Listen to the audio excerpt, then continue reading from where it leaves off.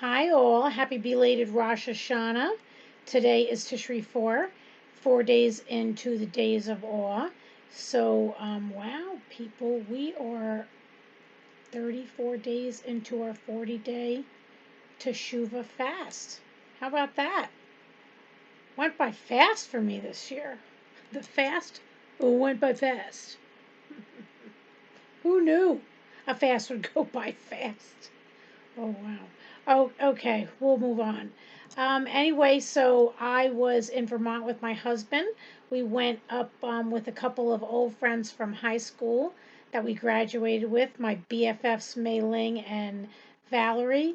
I have known Mei Ling for, I don't know, probably 40 years, more than 40 years, and Valerie for 48 years. So, yeah, there's some old buddies of mine. Anyway, we had a really good time, celebrated Rosh Hashanah up there underneath the beautiful stars. Like here where I live, maybe I see seven. I know there's more than that. But yeah, in Vermont, it's just a light show. It's amazing. It's a light show. And we were looking up so much, by then I'm like, oh, my neck hurts. Oh, it's a good thing I have these. Oh, the beds. Oh, by the way, I stayed at, so the inn at Quail Run. It's my friend Mailing and Martin's inn, and they do weddings, parties. People go there to ski in big groups, but you don't even have to have a big group. They have a restaurant style kitchen you can cook in. They have pool table, sauna, pool, jacuzzi, lots of land. It's really beautiful for weddings. And it's in Wilmington, Vermont. So it's the Inn at Quail Run in Wilmington, Vermont, and you can't get a better host and hostess than Mailing and Morton. Oh yeah, next to three mountains for skiing. I think Mount Snow is the one it's closest to, and yeah, the leaves were just started to turn when we were coming home, so that was nice to see.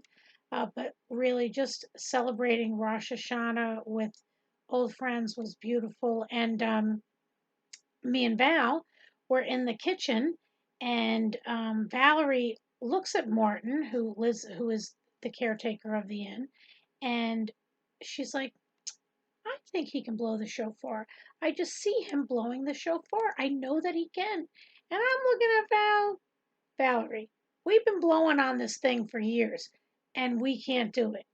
Obviously, I can't because I've been, lip syncing the shofar for 30 days, 29 days.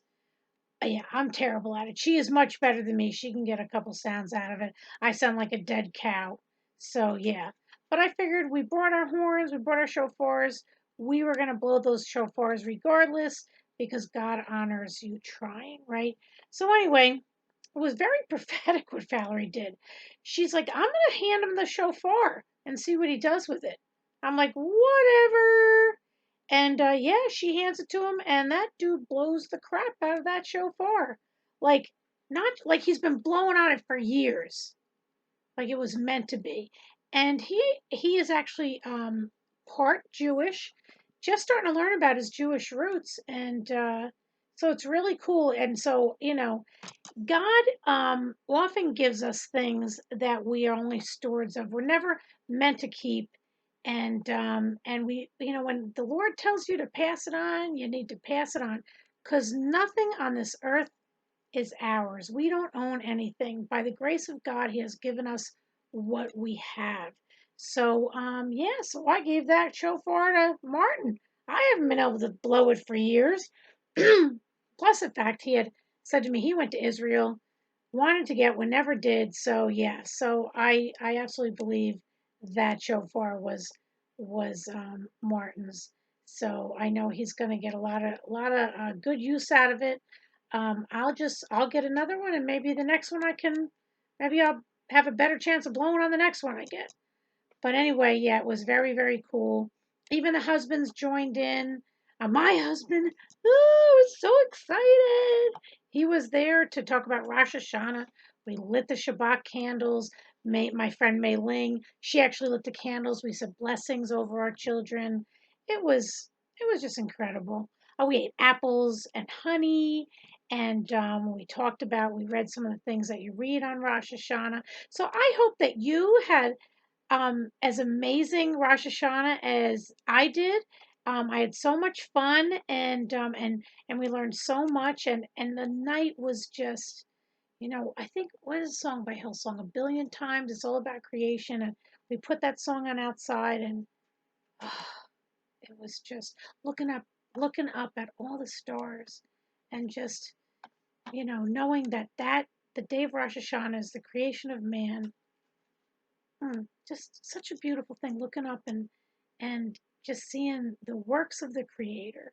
That it says in that song, every star bows down and worships God. You know, it's a beautiful song. A Billion Times, yeah, A Billion Times by Hillsong. I posted on the Solid Food Bible Study page. If you haven't listened to it, put it on, listen to it outside. It's incredible.